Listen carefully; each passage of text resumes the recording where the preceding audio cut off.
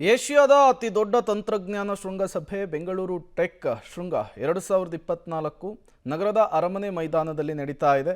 ನವೋದ್ಯಮಗಳ ಸರ್ವತೋಮುಖ ಅಭಿವೃದ್ಧಿಯನ್ನು ಗುರಿಯಾಗಿಸಿಕೊಂಡು ಟೆಕ್ ಸಮಿಟ್ ಅನ್ನು ಆಯೋಜಿಸಲಾಗಿದೆ. 15ಕ್ಕೂ ಹೆಚ್ಚು ದೇಶಗಳ ಉನ್ನತ ಮಟ್ಟದ ನಿಯೋಗಗಳು, ಸರ್ಕಾರಿ ಅಧಿಕಾರಿಗಳು, ಉದ್ಯಮದ ಮುಖಂಡರು ಮತ್ತು ನವೋದ್ಯಮಿಗಳು ಭಾಗಿಯಾಗಿದ್ದಾರೆ.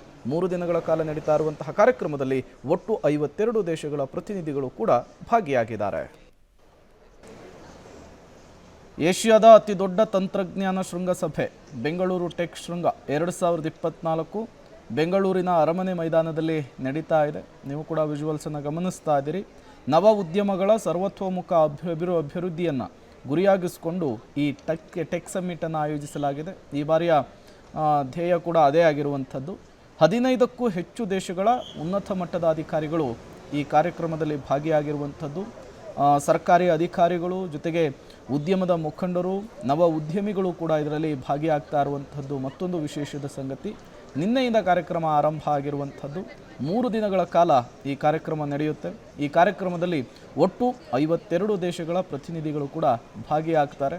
ಇಲ್ಲಿ ನವ ಉದ್ಯಮಗಳನ್ನು ಯಾವ ರೀತಿಯಾಗಿ ಬಿಲ್ಡ್ ಮಾಡಬೇಕು, ನವ ಉದ್ಯಮಿಗಳಿಗೆ ಹೇಗೆ ಪ್ರೋತ್ಸಾಹವನ್ನು ಕೊಡಬೇಕು, ಜೊತೆಗೆ ಹೊಸ ಸ್ಟಾರ್ಟಪ್ಗಳ ವಿಚಾರ, ಈ ರೀತಿಯ ಹಲವು ವಿಚಾರಗಳ ಬಗ್ಗೆ ಸಹಜವಾಗಿಯೇ ಸಂಕೀರ್ಣಗಳಿರುತ್ತೆ.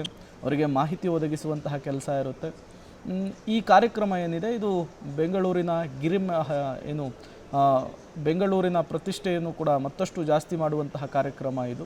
ಕಾರ್ಯಕ್ರಮ ಹೇಗೆ ಸಾಗ್ತಾ ಇದೆ, ಯಾವ ರೀತಿಯ ಸಿದ್ಧತೆಗಳಾಗಿದೆ, ಯಾವ ರೀತಿ ಬರ್ತಿದ್ದಾರೆ ಜನ ಅನ್ನೋದನ್ನು ಕೂಡ ನೀವು ಗಮನಿಸ್ತಾ ಇದ್ದೀರಿ. 15ಕ್ಕೂ ಹೆಚ್ಚು ದೇಶಗಳ ನವ ಉದ್ಯಮಿಗಳು ಇದರಲ್ಲಿ ಭಾಗಿಯಾಗಿರುವಂಥದ್ದು.